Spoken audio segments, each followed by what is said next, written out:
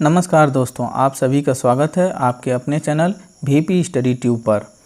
General science के विज्ञान के 2500 प्रश्नों की मास्टर क्यूज सीरीज चल रही है। यह वीडियो इस सीरीज का दूसरा भाग है और हम प्रत्येक भाग में 25 प्रश्नों का फुल डिस्कशन करते हैं। तो चलिए शुरू करते हैं दूसरा भाग। पहला प्रश्न है, इनमें से कौन सूक्ष्म तत्व है? तो ऑप्शन है क्लोरीन, हाइड्रोजन, नाइट्रोजन और ऑक्सीजन। तो इसमें हाइड्रोजन सही हो जाएगा क्योंकि हाइड्रोजन का परमाणु क्रमांक 1 होता है और परमाणु द्रव्यमान भी 1 होता है। और ऑप्शन देख लेते हैं क्लोरीन। तो क्लोरीन की खोज CW शीले ने की थी। नाइट्रोजन की खोज रदरफोर्ड ने की थी। नाइट्रोजन की खोज रदरफोर्ड के द्वारा की गई। ऑक्सीजन की खोज शीले और प्रिस्टले के द्वारा की गई। और हाइड्रोजन जो आंसर है इसकी खोज हेनरी कैवेंडिश के द्वारा की गई। दूसरा प्रश्न देख लेते हैं, भारत का प्रथम परमाणु रिएक्टर किस नाम से जाना जाता है? तो भारत का प्रथम परमाणु रिएक्टर अप्सरा नाम से जाना जाता है। बी ऑप्शन से हो जाएगा अप्सरा। चलिए भारत के और विभिन्न परमाणु रिएक्टरों के बारे में जान लेते हैं, वो कहाँ स्थित हैं और क्या नाम है उनका। भारत के प्रमुख परमाणु रिएक्टर, पहला महाराष्ट्र तारापुर, दूसरा कर्नाटक में है कैगा के नाम से, कैगा में है। तीसरा उत्तर प्रदेश नरौरा में है। चौथा गुजरात काकरापारा में स्थित है। और पांचवा राजस्थान में कोटा एवं रावतभाटा नाम से, कोटा में और रावतभाटा में स्थित है। छठवां तमिलनाडु कलपक्कम में स्थित है। और सातवां तमिलनाडु कुडनकुलम विद्युत परियोजना है। और आठवां ट्रॉम्बे में स्थित है महाराष्ट्र में। तीसरा प्रश्न देख लेते हैं, इलेक्ट्रॉन के आवेश का निर्धारण किसने किया था? तो इलेक्ट्रॉन के आवेश का निर्धारण मिलिकन ने किया था। मिलिकन नामक वैज्ञानिक ने इलेक्ट्रॉन के आवेश का निर्धारण किया था। इलेक्ट्रॉन पे E- चार्ज लिखा जाता है। 4 नंबर प्रश्न देख लेते हैं, परमाणु में अवस्थित सबसे हल्का कण है? तो परमाणु में अवस्थित सबसे हल्का कण इलेक्ट्रॉन होता है। इलेक्ट्रॉन। 5 नंबर प्रश्न देख लेते हैं, लकड़ी की आयु ज्ञात करने में सहायक होता है? तो लकड़ी की आयु ज्ञात करने के लिए कार्बन 14 का उपयोग किया जाता है। चलिए यहाँ और हम विभिन्न प्रकार के समस्थानिकों का उपयोग देख लेते हैं जो विभिन्न तरह की आयु ज्ञात करने में या फिर रोगों का पता लगाने में इनका यूज किया जाता है। चलिए देखते हैं कुछ महत्वपूर्ण समस्थानिक और उनका उपयोग। तो पहला है कार्बन के समस्थानिक C14 का उपयोग। कार्बन का एक समस्थानिक होता है C14, इसका उपयोग जीवाश्मों के उम्र का पता लगाने में किया जाता है। तो कार्बन C14 का उपयोग जीवाश्मों की उम्र का पता लगाने में। 2 नंबर देख लेते हैं, यूरेनियम के समस्थानिक U-235। U-235 का उपयोग परमाणु भट्ठी में ईंधन के रूप में प्रयोग किया जाता है। तो यूरेनियम 235 का परमाणु भट्ठी के ईंधन के रूप में प्रयोग किया जाता है। तीसरा देख लेते हैं, आयोडीन का समस्थानिक I-131 का उपयोग घेंघा रोग का पता लगाने के लिए किया जाता है। थायराइड ग्रंथि की सक्रियता की जांच के लिए भी इसका उपयोग किया जाता है। चलिए चौथा देखते हैं, लोहा Fe का समस्थानिक यानी फेरस लोहा का समस्थानिक Fe26 का उपयोग एनीमिया रोग का पता लगाने में किया जाता है। एनीमिया रोग का पता लगाने में फेरस 26 का उपयोग किया जाता है।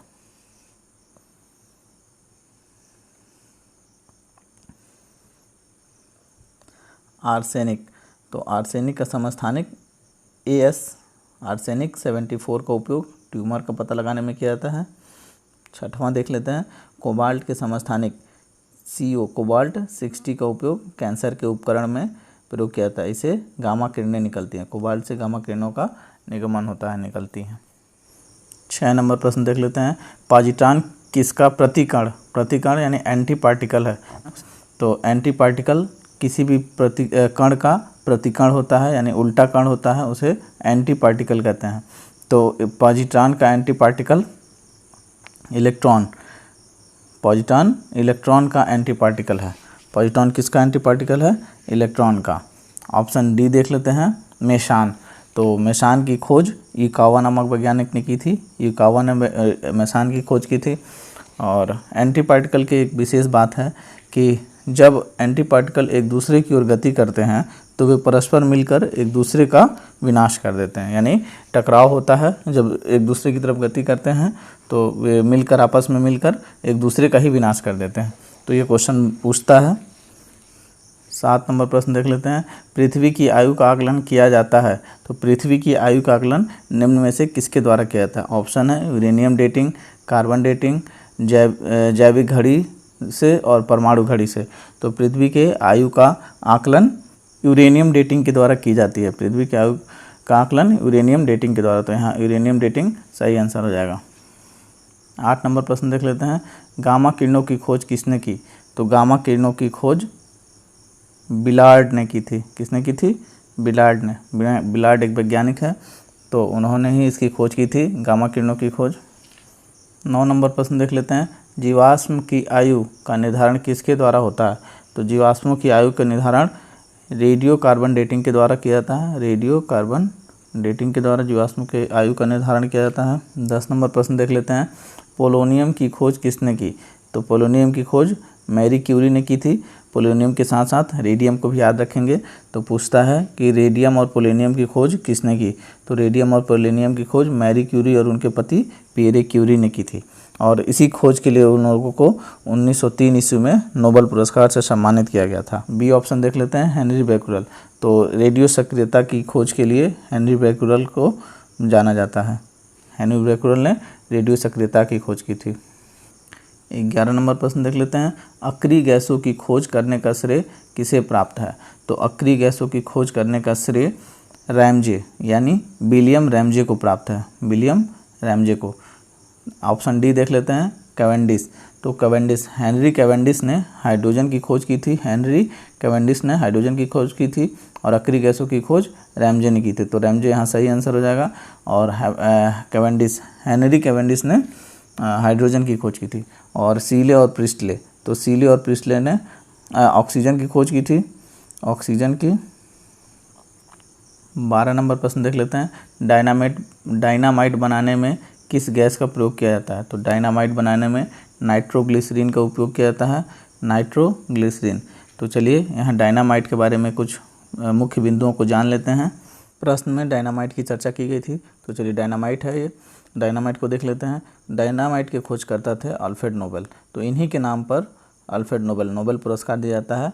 यह एक विस्फोटक है, मुख्य रूप से एक विस्फोटक है, और यह आधुनिक डायनामाइट में नाइट्रोग्लिसरीन की जगह सोडियम नाइट्रेट का उपयोग किया जाता है। तो आपके प्रश्न में पूछा गया था कि डायनामाइट बनाने में किस गैस का उपयोग किया जाता है, तो आंसर बना था नाइट्रोग्लिसरीन। लेकिन अब जो आधुनिक डायनामाइट का निर्माण किया जाता है उसमें नाइट्रोग्लिसरीन की जगह सोडियम नाइट्रेट का उपयोग किया जाता है। अगला पॉइंट देख लेते हैं। डायनामाइट बनाने में TNG, ट्राई नाइट्रोग्लिसरीन, TNG का फुल फॉर्म होता है ट्राई नाइट्रोग्लिसरीन का उपयोग भी किया जाता है। तो TNG को नोबेल का तेल भी कहा जाता है, ये कभी कभी पूछा जाता है। TNG का एक और नाम है नोबेल का तेल। 13 नंबर प्रश्न देख लेते हैं। हाइड्रोजन बम किसने विकसित किया? तो हाइड्रोजन बम सैमुअल कोहेन ने विकसित किया। सैमुअल कोहेन ने, याद रखेंगे, सैमुअल कोहेन के द्वारा हाइड्रोजन बम का विकास किया गया। 14 नंबर प्रश्न देख लेते हैं। परमाणु बम का विकास किसने किया? तो परमाणु बम का विकास जे रॉबर्ट ओपनहीमर ने, परमाणु बम का विकास जे रॉबर्ट ओपनहीमर ने किया। ऑप्शन डी सही हो जाएगा। 15 नंबर प्रश्न देख लेते हैं। उत्तल दर्पण द्वारा बना प्रतिबिंब। तो उत्तल दर्पण द्वारा बना प्रतिबिंब काल्पनिक, सीधा तथा छोटा बनता है। तो यहाँ आप छोटा जोड़ लेंगे तो सबसे उपयुक्त हो जाएगा छोटा। काल्पनिक, सीधा तथा छोटा बनता है उत्तल दर्पण द्वारा प्रतिबिंब। गोलीय दर्पण की फोकस दूरी उसकी वक्रता त्रिज्या की। तो गोलीय दर्पण की फोकस दूरी उसकी वक्रता त्रिज्या की आधी होती है। प्रश्न में गोलीय दर्पण की बात कही गई थी, तो गोलीय दर्पण के बारे में अच्छे से समझ लेते हैं। देखिए, गोलीय दर्पण को स्फेरिकल मिरर कहते हैं। तो ये गोलीय दर्पण दो प्रकार का होता है कि एक होता है अवतल दर्पण और दूसरा होता है उत्तल दर्पण। अवतल दर्पण को कॉनकेव मिरर बोलते हैं और उत्तल दर्पण को कॉन्वेक्स मिरर बोलते हैं। आप चित्र में देख सकते हैं कॉन्वेक्स मिरर और ये हुआ कॉनकेव मिरर। ठीक, अब प्रश्न के अकॉर्डिंग देखते हैं। तो प्रश्न में कहा गया था कि गोलीय दर्पण की फोकस दूरी उसकी वक्रता त्रिज्या की क्या होती है। तो देखिएगा बहुत ध्यान से। तो गोलीय दर्पण की फोकस दूरी की वक्रता त्रिज्या की आधी होती है। तो देखिए ये हुआ उसकी वक्रता त्रिज्या सी से लेके पी तक, और इसका फोकस, ये फोकस जो हुआ ये बीच वाला इतना हिस्सा ये फोकस, तो देखिए ये पूरा और इसकी ये आधी है ये।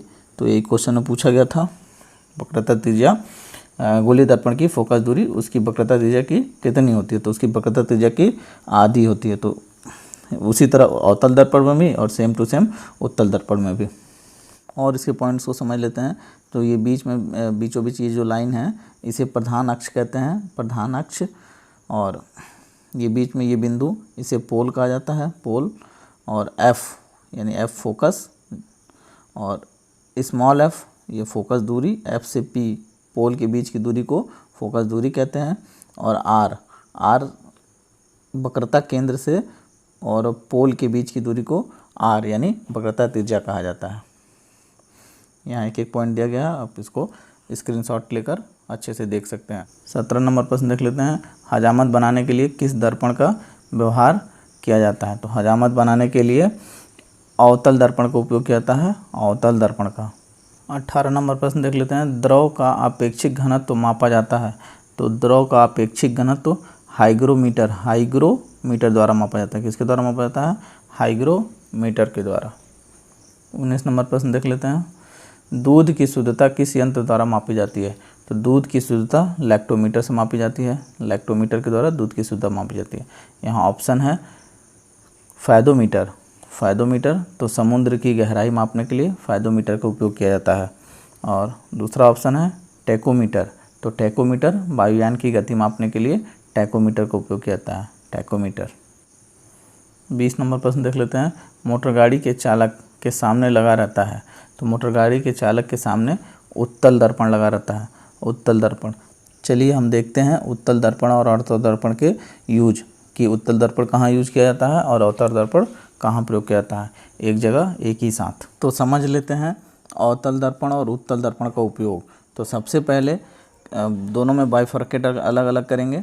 अवतल दर्पण, तो अवतल दर्पण को इंग्लिश में कॉनकेव मिरर बोलते हैं, कॉनकेव मिरर। और उत्तल दर्पण, उत्तल दर्पण को इंग्लिश में कॉन्वेक्स मिरर बोलते हैं, कॉन्वेक्स मिरर। अवतल दर्पण को हिंदी में अभिसारी दर्पण भी कहा जाता है, और इसे परावर्तक दर्पण भी कहा जाता है, या संकेंद्रीय दर्पण भी कहा जाता है। तो इन तीनों नामों का उपयोग किया जाता है, इन चारों नामों का कह लीजिए, कॉन्वेक्स, अवतल, अभिसारी, परावर्तक और संकेंद्रीय, इन चारों नामों का यूज किया जाता है। तो अवतल दर्पण का फिगर यहाँ देख सकते हैं कि अवतल दर्पण कैसा है। अब रही बात उत्तल दर्पण की, तो उत्तल दर्पण को मैंने पहले बताया कि कॉन्वेक्स मिरर बोलते हैं, कॉन्वेक्स मिरर। और इसे हिंदी में अपसारी दर्पण, अपसारी दर्पण या बिखराव दर्पण, ये बिखराव करता है। यानी आप यहाँ देख सकते हैं कि फिगर में अगर ये किरणें पड़ रही हैं तो ये प्रकाश की किरणों का बिखराव कर रहा है, फैल रही हैं किरणें, तो इसीलिए इसे बिखराव दर्पण ही कहते हैं। और अवतल दर्पण में हमने संकेंद्रीय दर्पण कहा था, तो इसलिए कहा था क्योंकि ये प्रकाश की किरणें देखिए ये एक जगह केंद्रित कर रही हैं, सारी किरणें ये जो आ रही हैं वो एक जगह केंद्रित हो रही है, इसलिए इसे संकेंद्रीय दर्पण कहते हैं। अब आते हैं इनके उपयोग पर। ये अवतल दर्पण के उपयोग हैं। तो अवतल दर्पण का उपयोग गाड़ी के हेडलाइट में, गाड़ी के हेडलाइट में, दाढ़ी बनाने वाले दर्पण में, सोलर प्लेट में, सर्च लाइट में, सोलर लाइट में, आँख के, नाक के और दांत के डॉक्टर के पास, कान डॉक्टर, नली के डॉक्टर के पास, यानी आप डायरेक्ट कह सकते हैं ENT, ear nose and tooth, गले के डॉक्टर के पास, और परावर्तक और दूरबीन के लेंस के रूप में। और उत्तल दर्पण का उपयोग रोड पर लगे परावर्तक लैंप के रूप में, और गाड़ी के पश्च दृश्य यानी पीछे की ओर देखने के लिए जो दर्पण लगा रहता है यहाँ उपयोग किया है। तो यही दो बातें बस याद रखेंगे उत्तल दर्पण के लिए। 21 नंबर प्रश्न देख लेते हैं। फोटोग्राफिक कैमरे का अभिदृश्यक होता है, तो फोटोग्राफिक कैमरे का अभिदृश्यक उत्तल लेंस का बना होता है। 22 नंबर प्रश्न देख लेते हैं। पानी में हवा का बुलबुला किस तरह कार्य करता है, तो पानी में हवा का बुलबुला अवतल लेंस की तरह कार्य करता है। सबसे पहले तो याद रखेंगे कि लेंस की तरह कार्य करता है और अवतल लेंस की तरह कार्य करता है। 23 नंबर प्रश्न देख लेते हैं। वायुमंडल की आर्द्रता मापी जाती है, तो वायुमंडल की आर्द्रता हाइग्रोमीटर, हाइग्रो ध्यान रखेंगे, हाइग्रोमीटर से आर्द्रता मापी जाती है। और बैरोमीटर, तो बैरोमीटर से वायुमंडलीय दाब की माप की जाती है। और अल्टीमीटर, डी ऑप्शन अल्टीमीटर, तो अल्टीमीटर से विमान की ऊंचाई मापने में यूज किया जाता है, विमान की ऊंचाई मापने में। हाइड्रोमीटर, तो हाइड्रोमीटर द्रव का आपेक्षिक घनत्व मापने में, किसका, द्रव का आपेक्षिक घनत्व मापने में। 24 नंबर प्रश्न देख लेते हैं। भूकंप मापी यंत्र है, तो भूकंप मापी यंत्र इसमें से सिस्मोग्राफ है, सिस्मोग्राफ, ये ऑप्शन से हो जाएगा, सिस्मोग्राफ भूकंप मापी यंत्र है। 25 नंबर प्रश्न देख लेते हैं। ध्वनि की तीव्रता मापी जाती है, तो ध्वनि की तीव्रता डेसिबल में मापी जाती है, डेसिबल में। और आवृत्ति, आवृत्ति का मापन हर्ट्ज में किया जाता है, हर्ट्ज में। चलिए आज की वीडियो में बस इतना ही, और अगले वीडियो में हम फिर 25 प्रश्नों के साथ उपस्थित होंगे। तब तक के लिए अपना ख्याल रखिए, अच्छे से रहिए और पढ़ाई करते रहिए।